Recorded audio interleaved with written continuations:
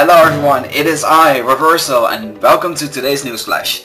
Before we get into this newsflash, I want to share you guys, I got a new intro, you guys probably already saw it, but let me know what you guys think. I'm very curious to see your opinions about them, and I'm very happy about it, so make sure to leave a comment in the comment section below, so that way I can see your guys' opinions and talk about it. Anyway, in this video I'll bring you guys the latest updates on events in Knights and Dragons, and as always I'll go through them very briefly and give you guys my thoughts and opinions about the events. For this week we have a lot of events on our hands, so let's just take a look at it. First we have the 2000 Gems package sale, the Rainbow's Bounty, limited edition only for Android available. After that we have the limited edition Cupid's chest with the Spartan Wargear Plus, which is pretty cool. After that we have the Valentine's starter pack. We basically highlighted this pack already in a previous episode, so make sure to check that out. Link is going to be in the description below. And after that we have another guild war. It's the Wargear, which also stands for the War of Love. And then we got a 20% bonus package for, a 20% bonus arena energy when you're purchasing a arena pack. Then after that we have the weekly epic boss, and it's finally a fire type for a change, and it's the Redstone Titan, which we'll be taking a look at.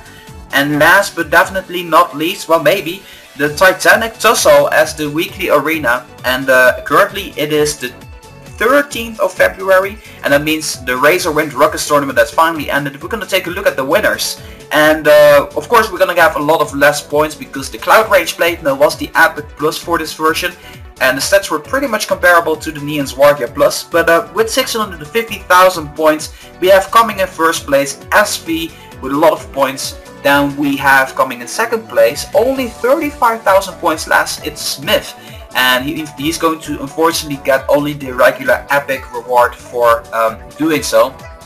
Coming in third place is not the snake, is not a rat, it is Sneaky with 586,000 points. Wow, that was very bad. Anyway, he will be the last person getting the Cloud Range Platmail. And as for myself, I managed to get within the 2,000, so for doing so I'm going to get a lot of armors. I'm going to get some gems, and we're going to get 78,825 gold. Like seriously, who made up that number? Anyway, congratulations to the winners and everyone, and this week we are, well, basically, are you kidding me? Seriously, like this week? Epic, really? On Deja Vu, let's take a look at it. It's the Tectonic Mantle. Like literally this epic came out 2 weeks ago. Just go check out that episode. 17th of January, I believe, on top of my head, or no, 31st of January on top of my head. I think this epic is just bad in general right now, because we have the armor of the Komodo these days. But yeah, well, that's pretty much all I have to say about that. Pretty disappointing. I think this is going to be by far the least amount of points that's going to be done in the arena, but you might want to, correct me on that one. Anyway, the legendary this week is a little bit more exciting. Is the Clay Plate Mantle. I like this because I haven't seen this one before in the arena. It used to be the armor to have back in the days, from what I know, but that was before I played. Currently we have the Worm Shroud Mantle. That actually came out on the 17th of January, and it is stronger than this armor, so it's all up to you what you're going to do with it. And then of course we have the armor of the Inferno Lord, which is kind of strange to me, to be honest, but oh well, why not? I think it's pretty nice regardless. But and as always, I'm just going to take a look at the quest line. We have another new quest line, the Redstone Rumble. Make sure to complete it entirely, because that way you'll be capable of getting your hands on a couple of gems, because well, the quest on itself gives you like 3 or 5 gems or something like that. The next event is actually, the next event is actually the Rainbow's Bounty. 2,000 gems, basically. It's around 150 euros for Europeans and around 200 bucks for people in the USA. It's a great sale though. I mean, get your gems now or just wait for a sale, but just don't wait too long because the event is going to end in 3 days. We also have the Valentine's starter pack, which I'll be highlighting right now. Basically, there was a huge bug about that. Find more about it again in the video linked in the description. It's a great deal, by the way. It's a starter pack. You already get like 50% off. You're gonna get money. You're gonna get a 2-star, and why not? You're gonna get gems at the same time. And there's there's a sale ongoing right now for the arena pack, so make sure to take a look at that as well. And the next event is more interesting to me. We're gonna take a look at it. It is the Cupid's chest. Yes, it is Valentine's Day soon, and the Cupid's chest just got released. And well, are you able to fall in love with this week's special armor? It is the Spartan Wargear Plus, the one and only. Awesome legendary compared to the other sales in general, so this is pretty nice. Buy 11 chests at the same time. You're gonna get 5 air fusion boost armors, and if you want to get the prestigious Spartan's Wargear Plus, make sure to buy yourself 40 chests at the same time. And you're also going to get like 20 air fusion boost armors, so that's pretty nice. And well, we're actually just going to look at the next event, because the next event is really interesting.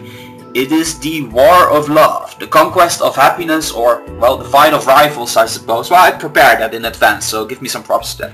Anyway, let's take a look at the new War the Armor, or should I say, the War of the Epic Armor. You see what I did there? Anyway, new Epic release. It's the Hellfire Platmail Plus. The armor on itself looks horrible, if you ask me. I mean, I'm not a really huge fan of the colors. It's just my opinion. I mean, no questions asked, don't shoot me for it. But the elements sure aren't horrible. They are fire and spirit. I really like that combo a lot. And the stats, let me just tell you, they're insane. We're gonna take a look here. The armor of the Komodo has slightly higher stats as an epic, but that's a monotype. And this is a duo type, and it's a great combination. I bet a lot of people are going to be using this once they get their hands on it. I'll be looking forward to that. And as always, I'll bring you guys live coverage about the Guild War. So be sure to hit that subscribe button at the end of this video or right now to receive updates about every event in Knights and Dragons which I'll be covering. I'll be covering like 3 days of the war after 1 day each, and then the results. And the legendary is going to be the Wargear Mantle. A lot of people aren't happy about that, but you know, I kind of like it. It's again an armor which I haven't seen before, and I always like that kind of stuff. On to the last event for this week, we have another epic boss. It is the new epic boss called the Redstone Titan. It is a fire type in combination with earth, which I really like, by the way.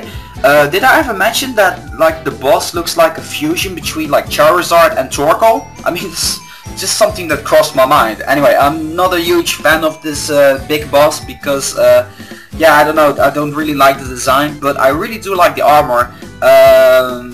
I think it looks pretty cool. It's like some kind of a guardian type of feel that I have with this armor. I don't even know why I'm always like explaining these armors. Just like the Neon Wargear, by the way, I'll be trying my best in order to get that Charizard down to level 43, so I can get the plus version of the Redstone Battlegear myself, because the stats are just like the epic, a little bit less than the monotype, but still incredible. And I'm loving this just because it feels you have a better version of the Blazeborn Vanguard, in my opinion. Like, I genuinely feel that this armor is better than the Blazeborn Vanguard, but just don't kill me for that one. As for the Nemesis, I just noted, I just saw it, it kind of reminds me of, I don't know, the Ice Climbers for some reason. I don't know why, but I'm probably horribly mistaken about this one. But yeah, with that being said, that's pretty much already rounding off this week's newsflash. By the way, make sure to follow me on Twitter and hit that like button on the Facebooks. And as always, if you guys like this video, make sure to give it a thumbs up. And feel free to discuss everything related to today's video in the comment section below. I want to thank you guys so much for watching this video. I've been Reversal, bringing you your weekly Knights and Dragons news, signing off, and I'll see you guys next week.